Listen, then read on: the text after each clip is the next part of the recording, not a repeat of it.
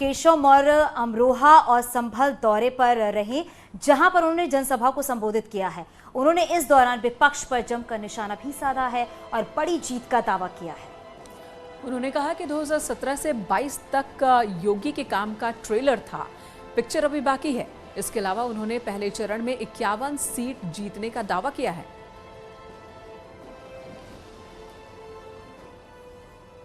और यूपी में बीजेपी ताबड़तोड़ चुनाव प्रचार में जुटी हुई है। केंद्रीय मंत्री अनुराग ठाकुर ने वाराणसी में डोर टू डोर कैंपेन किया और इस दौरान उन्होंने कहा कि मुख्तार अंसारी को लेकर मऊ की जनता मुख्तार के अपराध को भूली नहीं है। चुनाव में जनता जवाब दे देगी।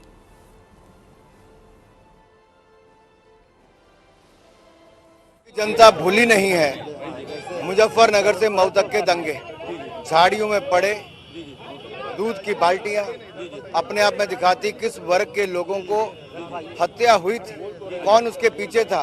मुख्तार अंसारी के उन कारनामों को ना उत्तर प्रदेश की जनता भूली है, शायद समाजवादी पार्टी और उनके सहयोगी दल भूल गए हैं, लेकिन जनता नहीं भूली है।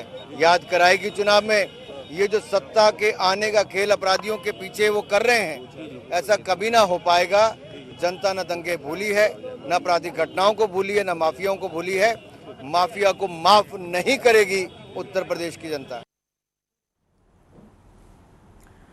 अब बात करेंगे, समाजवादी पार्टी के अध्यक्ष अखिलेश यादव रामपुर पहुंचे और यहां उन्होंने कद्दावर नेता और अभी जेल में बंद आजम खां और उनके बेटे अब्दुल्ला आजम का बचाव भी किया है। साथ ही साथ चुनावी सभा को संबोधित करते हुए अखिलेश ने आजम के लिए अपना दर्द जाहिर किया और कहा कि उन्हें भैंस और किताब चोरी के आरोप में जेल में रखा गया है, जबकि किसानों को कुचलने वाले को बेल मिल गई है। पहले चरण के चुनाव ने जो संदेश दिया है, वो संदेश की गूंज यहाँ भी पहुँच गई है।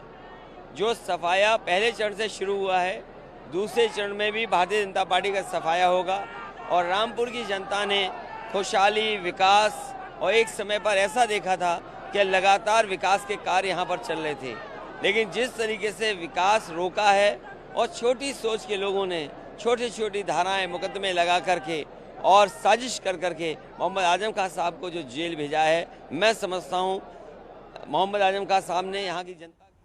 तो फर्स्ट फेज के वोटिंग को लेकर बीजेपी एसपी दोनों के ही यही दावे हैं कि विपक्ष का सफाया हो गया और जनता ने उनके पक्ष में वोट किया है।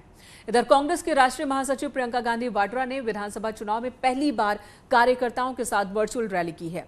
रैली में दूसरे चरण से चौथे चरण तक की सभी विधानसभा को जोड़ा गया था। कार्यकर्ताओं और पार्टी के पदाधिकारियों को संबोधित करते हुए प्रियंका ने बीजेपी सरकार पर कई आरोप लगाए और कहा कि मध्य वर्ग को कुछ नहीं मिला, किसान दुकानदार सब परेशान रहे। नोटबंदी और जीएसटी ने सबका गला घोट दिया है। यूपी में बेरोजगारी बड़ी समस्या है। तो लखनऊ में मतदाताओं को मतदान करने के लिए और पोलिंग फीसदी बढ़ाने के मकसद से इंडिया एग्जीक्यूटिव प्रतियोगिता की शुरुआत की गई।